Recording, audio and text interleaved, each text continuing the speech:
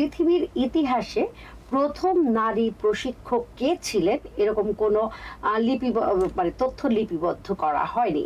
তবে মেয়েরা বিভিন্ন সময়ে বিভিন্ন সমাজে বিভিন্ন দেশে বিভিন্ন কাজ করেছেন, সেখানে তারা বিভিন্ন বিষয়ের উপর প্রশিক্ষণও দিয়েছেন। যদিও ওইভাবে কারোর নাম ইতিহাসে আসেনি, কিন্তু নারীরা সর্বক্ষেত্রেই সবসময় কিন্তু এগিয়ে ছিলেন। ঠিক তেমনি আজকে আমাদের অনুষ্ঠানে আজকে যে অতিথি, তিনি একাধারে একজন উদ্যোক্তা, একজন রন্ধনশিল্পী, একজন প্রশিক্ষক। মানে তার আমি এত এত গুণ শুনেছি, এত এত কথা জেনেছি, আমি আসলে মুগ্ধ। আমি ভেবে পাচ্ছিলাম না তাকে নিয়ে আসলে আমি কোন উপমা দিলে তার জন্য পারফেক্ট হয়। তো আমরা সেই আজকের অতিথি ফৌজিয়া আরা বেগম আপা, তার জানা অজানা অনেক কথা জানবো।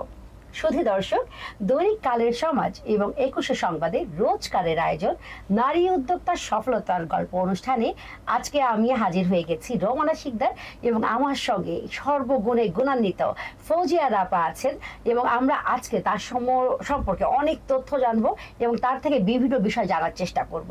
আমাদের সঙ্গেই থাকুন। আপা আসসালামু আলাইকুম। ওয়ালাইকুম আসসালাম। ভালো আছেন আপা? জি আলহামদুলিল্লাহ ভালো আছি, আপনি কেমন আছেন? আলহামদুলিল্লাহ ভালো আছি। আপা আপনার এত এত গুণ, এত এত কথা শুনেছি, তো আমি আসলে আমার কাছে মনে হচ্ছে আমি সঠিকভাবে আপনাকে তুলে ধরতে পারিনি। সো আপনি আপনার নাম এবং আপনি কি কি কাজ করেন একটু ছোট করে আমার দর্শকদের বলবেন। আমি ফৌজিয়া আরা বেগম। আমি বেশ ছোটবেলা থেকেই এই উদ্যোক্তার জীবনের সাথে জড়িত, সেই 1992 সাল থেকে। তো এখনকার মতন এত সুবিধা তো ছিল না। তো আমি একাধারে যেমন পেস্ট্রি অ্যান্ড বেকারি শেফ এবং এগুলো ট্রেনিংও দিয়ে থাকি, সেই সাথে সেলাই প্রশিক্ষণও দিয়ে থাকি। আমি আপনার blog, batik, hand paint, glass paint এগুলো প্রশিক্ষণ দিয়ে থাকি। আর এগুলো প্রশিক্ষণটা মূলত আমি পিডি লাইটের সাথে কাজ করি, পিডি লাইটের ট্রেনার হিসেবে। আচ্ছা, চমৎকার চমৎকার।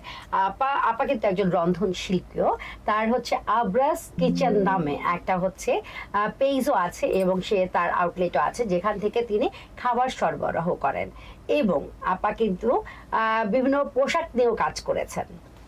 আপনি হচ্ছে আপনার ছোটবেলা জন্ম, বেড়ে ওঠা এটা কোন জায়গায়, এটা একটু বলতেন যদি। আমার জন্ম, বেড়ে ওঠা সব ঢাকার খিলগাঁও এরিয়াতে। আচ্ছা। আমরা 5 ভাই বোন ছিলাম। আচ্ছা। তো 5 ভাই বোনের মধ্যে আমি আমার বাবা মা চতুর্থ সন্তান। ছোটবেলা থেকেই মানে এই রান্নাগুলো আমি খেয়াল করতাম যে আম্মা রান্না করতে গেলে যে রান্নার যে একটা শব্দ হয়, খুব চেষ্টা করতাম যে আমি রান্না করতে গেলে কেন শব্দ হয় না, আমারটা কবে থেকে শব্দ হবে। সেখান থেকে এই যে রান্নার আগ্রহ, তারপর শখে থেকে আজকে এটা আমার পেশা। দুর্দান্ত। তার মানে আপা ছোটবেলা থেকে শব্দ বুনতেন, মায়ের মতো রান্না করবার এবং মায়ের রান্নার যে শব্দ সেই শব্দগুলো তৈরি করবার। সো এই ব্যাপারটা একদমই ডিফারেন্ট। মানে আমার জীবনে কখনো হয়নি যে আমি মা রান্না করতো আমি দেখতাম, এরকম কখনো হয়নি। কিন্তু আপা যে ছোটবেলা থেকেই আপা মানে জানতোই, এটা মনে হয় তার ক্যারেক্টারের মধ্যেই ছিল যে বড় হয়ে তিনি একজন সফল মানুষ হবেন, সফল উদ্যোক্তা হবেন, সফল রন্ধনশিল্পী হবেন। এই কারণে ছোটবেলা থেকে তিনি হয়তো এসব রান্না বা সবকিছুর কাজের প্রতি প্রবল আগ্রহ ছিল। আপনি একটু জানতে চাই যে আপনি হচ্ছে এই যে এখন রান্না করছেন, আপাতত আমি প্রথমে রান্নাটা দিয়ে শুরু করি। আপনার যে কিচেন, আব্রাস কিচেন, এখানে আপনি কি কি প্রোভাইড করেন, মানে কি কি খাবার আছে? এখানে আছে আপনার পেস্ট্রি এবং ডেজার্ট আইটেম গুলো, আছে মিষ্টি, আছে জুস, আচার, মানে এই ধরনের আইটেমগুলো, কোল্ড কিচেনের যে আইটেমগুলো সেগুলোই। আমি মূলত একজন পেস্ট্রি অ্যান্ড বেকারি শেফ। আমার কাছে ছোটবেলা থেকেই ভাল লাগতো।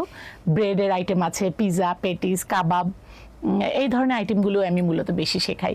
আর রান্না করার চাইতে শেখানোটাতে আলাদা একটা মজা, খুব আনন্দ। দারুণ। আপা সব লোভনীয় খাবারগুলো করছে, মানে যেটাই শুনেছে আমার তো চোখের সামনে দিয়ে সবগুলো খাবার চলে গেল, মনে হচ্ছে টপ করে একটা ধরে যদি খাওয়া যেত। তো এরকম লোভনীয় খাবার নিয়ে কাজ করছেন, এবং তার মজার কথা শুনেন, আপা রান্না করবার চাইতে, মানে রান্না তো তার করা শেষ, কোর্স সব শেষ, তিনি এখন রান্না শেখান। এটা কিন্তু অনেক বড় একটা বিষয় যে কাউকে মানে প্রশিক্ষিত করা, কোনো শিক্ষায় প্রশিক্ষণ দেওয়া, প্রশিক্ষক তৈরি করা, এটা কিন্তু অনেক বড় একটা বিষয়, যেটা আপা খুব আনন্দের সাথে করছেন। আপাকে দেখে কিন্তু বোঝা যাচ্ছে। আবার আমাকে একটু বলেন যে আপনি যে এই শেফের যে ব্যাপারটা যে বেকারিগুলো শিখেছেন, এটাকে তো আগে আপনি প্রশিক্ষণ নিয়েছেন। জি, আগে প্রশিক্ষণ নিয়েছি। যেমন এখন যেমন বিভিন্ন ইনস্টিটিউটগুলো আছে, অনেক ইনস্টিটিউট শেখা যায়। আমি তো সেই 92-তে শিখেছি, তখন কিন্তু এতটা অ্যাভেলেবল ছিল না। তখন মহিলারা ঘরে বসে করতেন। যেমন আমাদের সময় তখন খুব ছিলেন হার্টথ্রব ছিলেন কুকিং সেক্টরে সিদ্দিকা কবির ম্যাম। তো তখন করতাম কি, ওনার বই দেখে দেখে প্র্যাকটিস করতাম, যে আম্মা পারতো তো আম্মাও করতেন, ওটা দেখে দেখে প্র্যাকটিস করতাম। আম্মা যখন কোথাও যেত তখন আম্মার ময়দা চিনি তেল বাটার সব শেষ করতে হবে এগুলো করে করে, এই আর কি। আম্মা কি কখনো বকা দিয়েছেন আপনাকে যে আপনার কেন নষ্ট হয়েছে, বা নাকি আপনি শুরু থেকেই ভালো তৈরি করতেন? না, শুরু থেকে তো কখনোই ভালো করা সম্ভব না। বকা তো কম বেশি খেতে হয়েছেই, তো সে বকার মধ্যে আলাদা একটা আনন্দ ছিল আমাদের সময়। সেই 90 দশকের শৈশব আমাদের, তো তখনকার বকাগুলো অন্যরকম আনন্দের ছিল। দারুণ বলেছেন আপা। এবার একটু জানতে চাই, ধর নতুন উদ্যোক্তা হিসেবে, ধর আমি খুব ভালো রান্না করি, কিন্তু আমি জানি রান্না কিভাবে করতে হয়, কিন্তু আমি জানি না কোথায় কিভাবে করতে হবে, বা কই থেকে আমি শিখবো, বা আমি আর একটু ভালো আমার মানে স্কিলটাকে আরো ডেভেলপমেন্ট করতে চাই। তো ওই ক্ষেত্রে আসলে আমার প্রশিক্ষণটা আমি কই কই থেকে নিতে পারি, এরকম যদি একটু বলে দিতেন। যেমন আপনাদেরকে আমি বলি, বিভিন্ন ইনস্টিটিউটগুলো আছে, অনেক ইনস্টিটিউট আছে এখন এনএসডি এর আন্ডারে, ইন্টারন্যাশনালি অনেক ইনস্টিটিউট আছে। কিন্তু ইনস্টিটিউটে শেখার পরও আমরা যেরকম স্কুলে পড়ি, এটা হচ্ছে এরকম রান্নার স্কুল। তো ওখানে পড়ার মানে কোর্স করার পরও নিজেরা বাসায় প্র্যাকটিস করতে হবে। তারপর ধরেন আমরা স্কুলে পড়ার পরও টিচার ভালো পড়াচ্ছেন, ভালো শেখাচ্ছেন, কিন্তু এরপর আমরা কি করি, আমরা প্রাইভেট পড়ি। হ্যাঁ, তো সেক্ষেত্রে আমার কাজটা হচ্ছে ওরকম, যেমন আমি হচ্ছে কুকিং সেক্টরে একটা প্রাইভেট টিচার, আমি কুকিং সেক্টরে প্রাইভেট পড়াই, এরকমই। তো আর শেখার পর আমাদের কাছে শিখলে হয় কি, বাসায় এসে যখন আমাদের কাছে শেখে তখন দেখা যায় যে আমরা হাতে কলমে করি, হাতে কলমে চর্চা করাটা দেখাই, ধরাটা দেখাই, যেটা একটা ইনস্টিটিউটে সম্ভব হয় না। একটা ইনস্টিটিউটে ধরেন আপনার 25, 30, 60, 70 জন শেখে একসাথে, তো এতজনকে হাতে হাতে ধরে করানো সম্ভব হয় না। তো আমরা যখন বাসায় শেখাই, যেমন সামনে আমার একটা 2 মাস ব্যাপী একটা লম্বা একটা কোর্স আছে, এখানে বেসিকের সাথে আমি কিছু অ্যাডভান্স লেভেলের কাজও দেখাবো।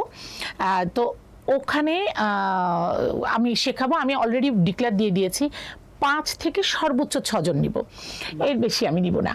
কারণ এই 5-6 জনকে আমি যে শেখাবো, 5-6 জনকে আমি হাতে ধরে ধরে শেখাবো, কিন্তু সে জায়গায় আমি চাইলে পারি, আমি যদি আমার কন্টেন্টগুলোকে আমি একটু বুস্ট করি, আমার 30-40 জন স্টুডেন্ট আসা কোনো বিষয় না, কিন্তু প্রত্যেকটা আমি হাতে হাতে শেখাতে পারবো না। আমার মূল উদ্দেশ্য হচ্ছে আমার এখান থেকে শিখে গিয়ে তারা যেন ভালো কিছু একটা করতে পারে, তাদের দ্বারা যাতে আরো মানুষ উপকৃত হতে পারে। দারুণ আপার এই কথাগুলো অবশ্যই প্রশংসার দাবিদার। আর একটা কথা বলে না, practice makes a man perfect. So আপা কিন্তু দারুণ কথা বলেছেন যে আপা হাতে ধরে শেখাবেন এবং অ্যাডভান্স লেভেলের কিছু জিনিস শেখাবেন, যাতে করে যারা শিখতে আসবেন তারা পরবর্তীতে নিজেদের কর্মসংস্থানের সঙ্গে সঙ্গে অন্য কারোরও কর্মসংস্থানের ব্যবস্থা করে দিতে পারেন। মানে একটা মানুষের মনোভাব কতটুকু ভালো হলে এরকম হতে পারে বলেন। আমরা ইদানিং কিন্তু সব জায়গায় দেখি টাকার খেলা, টাকা পাচ্ছি শিখিয়ে দিচ্ছি, কিন্তু আপা কিন্তু চমৎকার কিছু কথা বলেছেন। এবং শো শুরু হবার আগে আপার সঙ্গে আমি 2-1টা কথা বলেছি, তাতে আমি বুঝতে পেরেছি তিনি চমৎকার একজন মনের মানুষ। ধন্যবাদ আপু। থ্যাংক ইউ আপা। আমি এবার একটু জানতে চাই যে আপনি যখন শুরু করেন, মানে আমাদের মেয়েদের তো আসলে মেয়ে ছেলে সবারই মানে উদ্যোক্তা জীবন বলেন বা বিজনেস লাইফে অনেক প্রতিবন্ধকতা থাকে। জি, আপনার জীবনে কেমন প্রতিবন্ধকতা ছিল এবং ওটা আপনি কিভাবে ওভারকাম করেছেন? উরি বাবা, প্রতিবন্ধকতা তো এটা তো থাকে, এটা কি বলবো।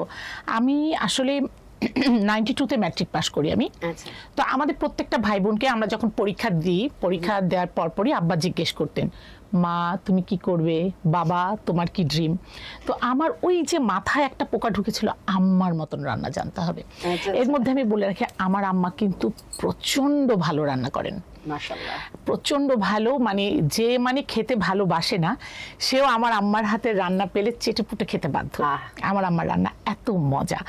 তো ওখান থেকে আমার খুব শখ। তো আমি আব্বাকে বললাম যে আমি আম্মার মতন রান্না শিখবো। আব্বা হু হু করে হেসে দিলেন। তো বলে যে তোমার বড় ভাই কম্পিউটার উপর কোর্স করলো, তোমার মেজো ভাই ইয়ের উপর মার্চেন্ডাইজিং এর উপর কোর্স করলো, তোমার বড় বোন অনার্স পড়লো, সে কবিতা আবৃত্তির দিকে, এগুলো বাচিক শিল্পের দিকে গেল, কিন্তু তুমি রান্নার দিকে যাবে। আমি হ্যাঁ, এটাই আমার ভালো লাগে, আমার কাছে এটা মনে হয় যে ম্যাজিক। আম্মা দেখতাম যে বনরুটি বানাতো, তখন তো ইলেকট্রিক ওভেন বা গ্যাস ওভেন এতটা অ্যাভেলেবল ছিল না। তো আম্মা দেখা যেত কি যে গ্যাস ওভেনের মধ্যে আপনার বনরুটিটা তৈরি করে দিত, ওটা ফুলে যেত, দিত, আর ওটা বের হতো। আমরা কি মজা করে যে খেতাম। আগে খাবার খুব স্মেল বের হতো। তা আম্মা করতো কি, আবার আমাদের বাসায় সবসময় গরুর দুধ 3-4 কেজি প্রতিদিন নেওয়া হতো। তা আম্মা দুধের সরগুলো রেখে দিত, ওগুলো থেকে আম্মা নিজেই বাটার তৈরি করতেন।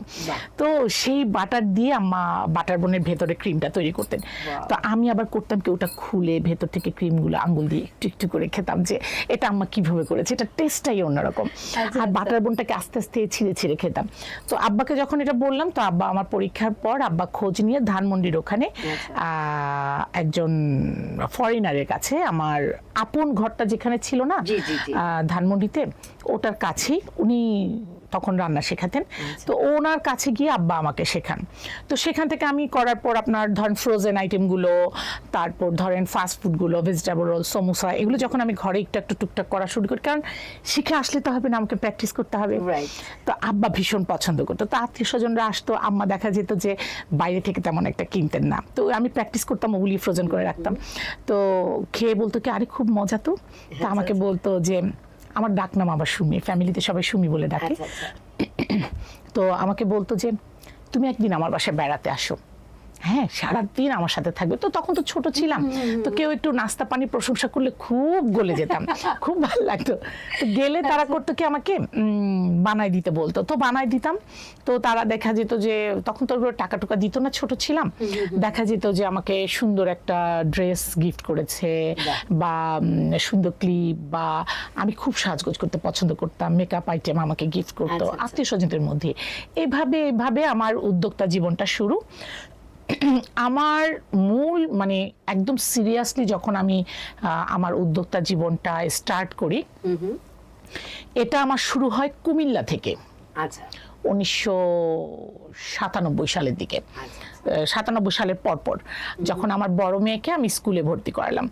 তো ওখানে স্কুলে সবাই খাবার নিয়ে যেত, তো ওর বাবা আমাকে টাকা দিত না, আমার বয়স অনেক কম ছিল তখন। তো আমি করতাম কি, ঘর থেকে বানিয়ে নিয়ে যেতাম, যে তাওয়ার উপর রেখে বালুর উপর দিয়ে বানিয়ে আমি নিয়ে যেতাম। তো ওরা বলতো কি, এই জিনিস সত্যি তুমি বানিয়েছো? আমি বলতাম যে হ্যাঁ। বলে কি, তাহলে এক কাজ করো না, আমরা তোমাকে অর্ডার দিই, তুমি আমাদেরকে বানিয়ে দাও। আমি বলছি না, আমার হাজবেন্ড রাগ করবে। তো বলতো কি, আচ্ছা ঠিক আছে, তোমার হাজবেন্ড যখন অফিসে যায়, তুমি আমাদেরকে শেখাও, আমরা তোমাকে পে করবো। একটা মজা পেয়ে গেলাম। তারপরে এইভাবে শেখানো শুরু করলাম। ও অফিসে চলে যেত, ওই ফাঁকে আমি বালুর উপর, তাওয়ার উপর, কড়াইয়ের উপর শেখাতাম। শিখে আমি টাকা জমিয়েছি। তখনকার সময় 5,900 টাকা দিয়ে আমি মোনিলেক্সের 27 লিটার একটা ইলেকট্রিক ওভেন কিনি। আর টাকাগুলো জমাতাম আপনার মাছ মাংসের যে প্যাকেটগুলো করতাম ফ্রিজে রাখার জন্য, পলিথিন দিয়ে টাকাগুলো খুব যত্ন করে পেঁচিয়ে ওই মাছ মাংসের মধ্যে দিয়ে ডিপ ফ্রিজে ফেলে দিতাম, যাতে কোনোভাবেই হাজবেন্ডের হাতে ধরা না খায়। তো নাম দিলাম যে হ্যাঁ, আমার বোন আমাকে টাকা দিয়েছে ওভেন কেনার জন্য, তো আমি সেই টাকা দিয়ে ওভেন কিনেছি। তো এইভাবে শুরু করতে করতে এরপর আমি একটা উদ্যোক্তা নিই। উদ্যোগ নিয়ে আমার প্রথম উদ্যোগটার নাম ছিল মাতৃ স্নেহা। তো আমি দেখা যেত যে সেলাই শেখাতাম, একটু রান্না শেখাতাম, তারপর আবার আপনার সুতার যে ফোড়গুলো, ওগুলো উলের কাজ, উলের টুপি বোনা, এগুলো শেখাতাম। তো এগুলো শেখাতে শেখাতে একটা সময় যখন ছেলেমেয়েরা বড় হলো, তখন ওদের বাবা বলল যে অনেক তো করেছো, আর করার দরকার নেই, এগুলো রাখো, এখন ছেলেমেয়ের দিকে মনোযোগ দাও। দিলাম।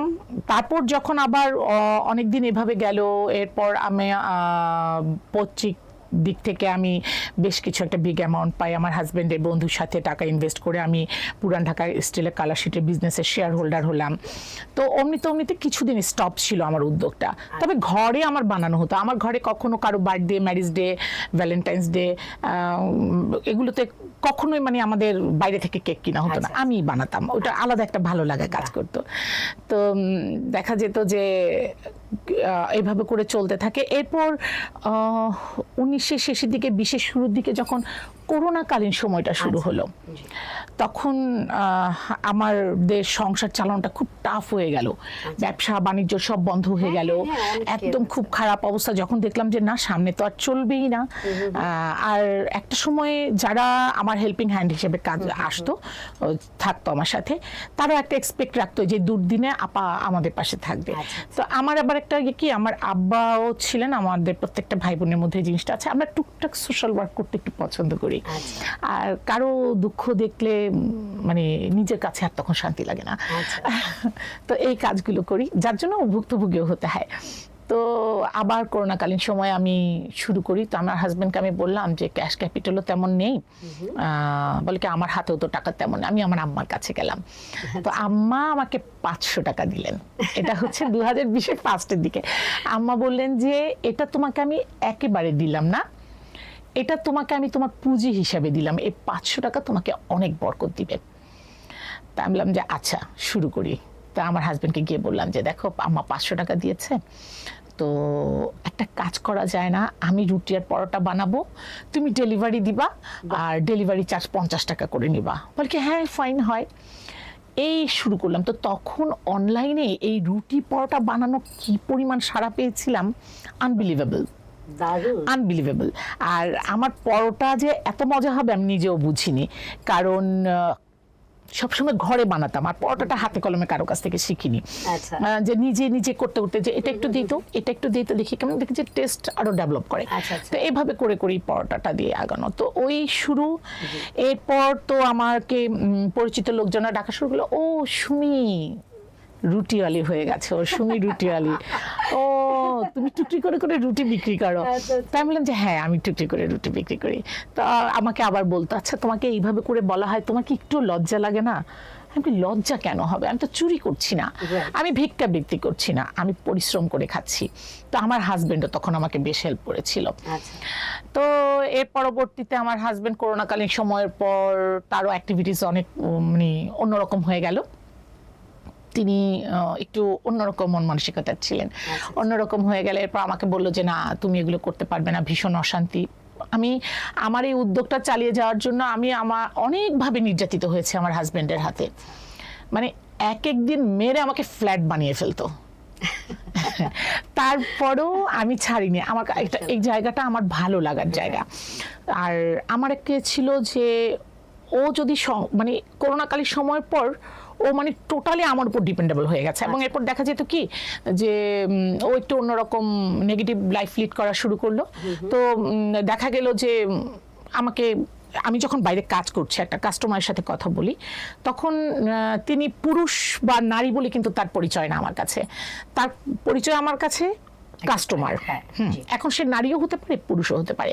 তো দেখা যেত যে সেগুলো মেনে নিতে পারতো না। আমার পুরুষ কাস্টমার থাকলে পুরুষ কাস্টমারদেরকে সে বিভিন্ন বাজে কথা বলে করে দিত, অনেক বাধা। আমি অর্ডারি কাজ করতাম, এগুলো প্যাকিং করে করে রাতে আমি গুছিয়ে রাখতাম, সকালে উঠে দেখতাম কি হায় হায় আমার প্যাকেট সব ছেঁড়া, কোনো খাবার নেই, ও রাত জেগে সব খেয়ে ফেলছে।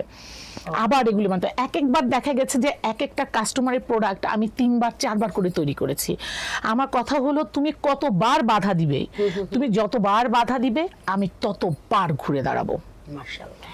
এভাবে মানে হয়। একটা সময় অনেক স্ট্রাগল করি, এখনো করছি, অনেকজনে অনেক কথা বলে। মানে আমি বলে রাখি এর মধ্যে আমি সিঙ্গেল মাদার। আচ্ছা।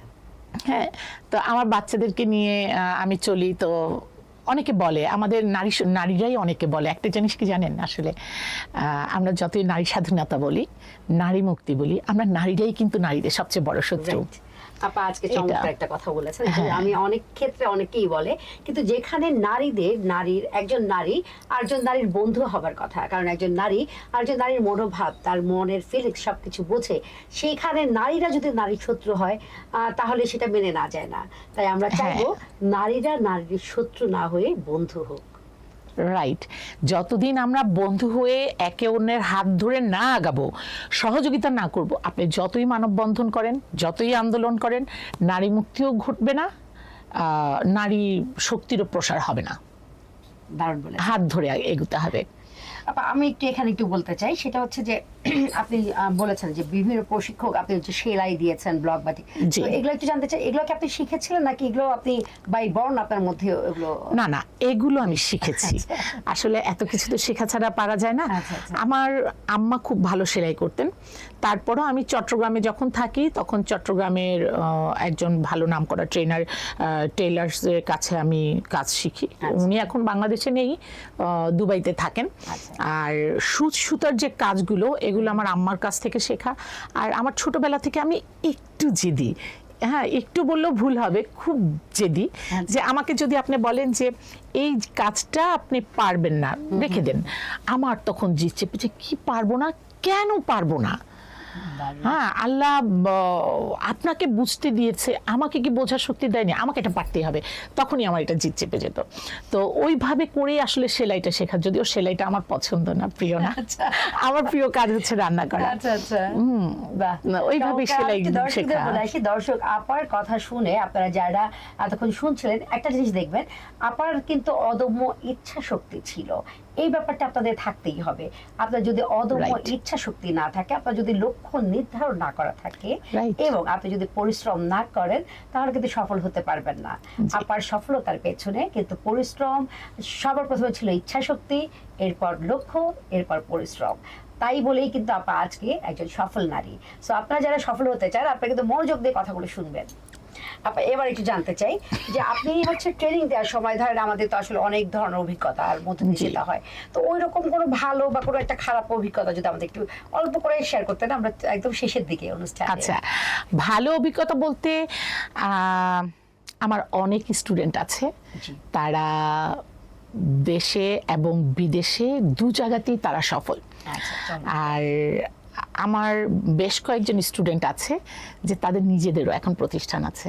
আমার কাছে খুব আনন্দ হয়, খুব গর্ব হয় যে তারা নিজেরা যে নিজেদের কর্মসংস্থানটা তৈরি করেছে তা না, তারা আরো 10টা কর্মসংস্থান তৈরি করে দেশের পাশেও দাঁড়িয়েছে। এটা আমার কাছে খুব আনন্দের, এবং আমি এটা নিয়ে খুব গর্ব করে বলি, এটা আমার জন্য অনেক বড় গর্ব। আর খারাপ অভিজ্ঞতা বলতে এমনও হয়েছে যে আমার স্টুডেন্টরা আসছে, তো গেটের সামনে দাঁড়িয়ে আছে, বলছে ফৌজি আপার কাছে যাবেন রান্না শিখতে? আরে উনি কি শিখাবে, আমি ওই জিনিস পারি, টাকা দিয়ে ওনার কাছে কেন শিখবেন? আমার কাছে আসেন, আমি আপনাদেরকে মাগনা শেখাবো, দরকার নেই ফৌজি আপনার কাছে যাওয়ার। সেই স্টুডেন্টরা আবার আমার কাছে এসে বলছে। তো এই ধরনের বাধা বিপত্তিগুলো থাকবেই। যেমন আমাকে বলে যে আমি একটু টিপটপ চলাটা পছন্দ করি, একটু সেজেগুজে চলাটা। তো অনেকে বলে যে ফৌজিয়ার হাজবেন্ড নেই, মহিলা মানুষ, ও ভালো ভালো কাপড় পরে কোত্থেকে, ও এত ভালো থাকে কি করে?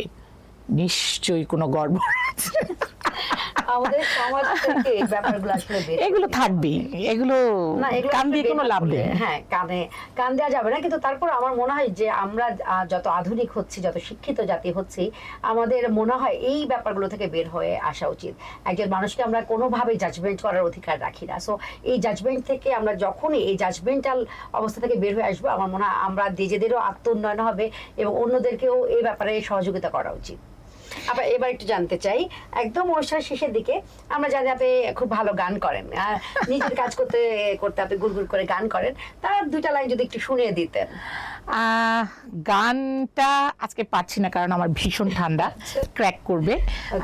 আমি একটা কবিতা আবৃত্তি করে শোনাতে পারি। অবশ্যই আপনি কবিতা বের করেন। আমি এই ফাঁকে একটু আমার দর্শকদের বলি, দর্শক আপনারা যারা এই অনুষ্ঠানে আসতে চান, আপনারা কিন্তু আমাদের ইনবক্স করে দিতে পারেন, এবং আপনারা যারা হচ্ছে এই অনুষ্ঠান সম্পর্কে জানতে চান, বুঝতে চান বা মতামত দিতে চান, আপনারা কিন্তু অনায়াসে লিখে দিতে পারেন।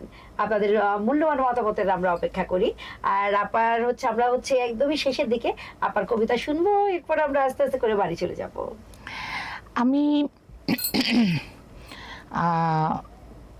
কেউ কথা রাখেনি, সুনীল গঙ্গোপাধ্যায়, আমার খুব পছন্দের একটি কবিতা।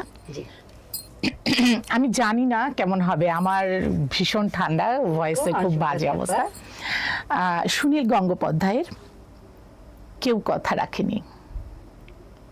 কেউ কথা রাখেনি, 33 বছর কাটলো, কেউ কথা রাখেনি।